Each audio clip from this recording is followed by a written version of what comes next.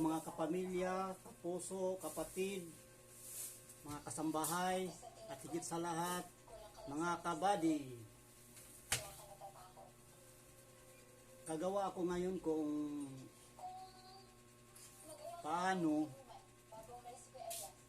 magtina ng isang damit gamit ang jubos, or how to dye a cloth gamit nito. Unang-una, ang gagawin natin ay bubuhos natin ng mainit na tubig. Mag-init muna tayo ng tubig na mainit. Lalagay natin dito. Depende yan sa dami ng iyong titinain. Kung damit, konti lang. Mainit na tubig.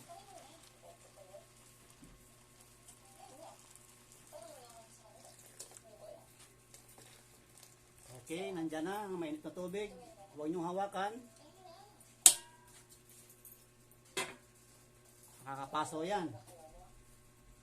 Ang kasunod, yung ating tela na titinain.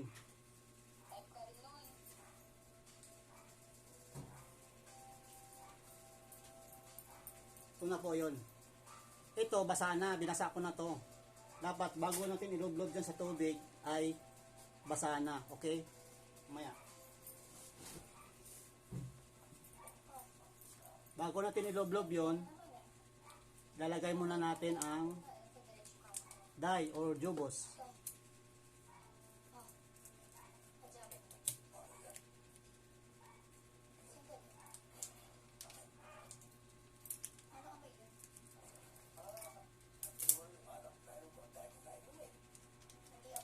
Tatlo ang gagamitin ko dahil malaki yung aking titinain.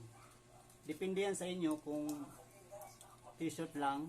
So isa lang gagamitin nyo. Sa akin malaki yun, malawak. Alam nyo kung bakit ako nagtitina ng isang tela, dahil gagamitin ko yun sa aking, ito gagawin kong background sa aking gimmick video, gimmick content para sa video. So nandiyan na yung tatlo nating jubos. Lalagyan natin ng konting asin.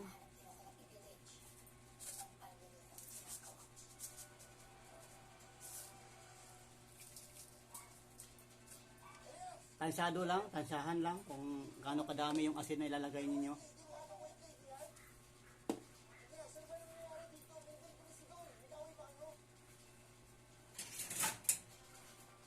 Stir natin hanggang matunaw yung asin.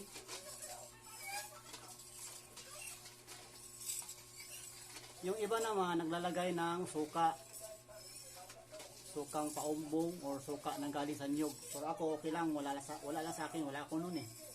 Okay lang yung asin at saka yung jubos. Pwede na rin yun.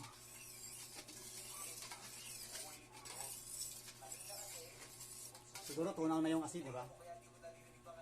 So ilulublog na natin yung tela na binasa ko kanina. Basa na yun. Ilulog natin.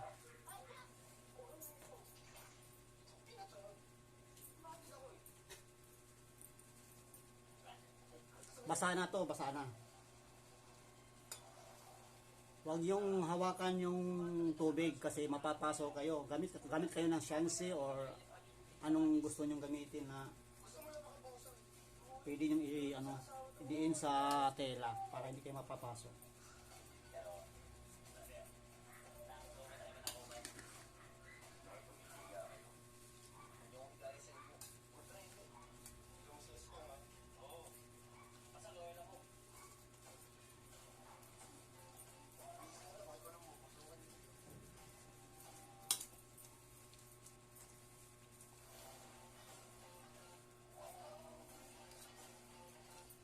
Dapat na pala nito 4 eh. Kasi malaki talaga tong tinitina kong tela. Malaki ito eh. Dapat 4.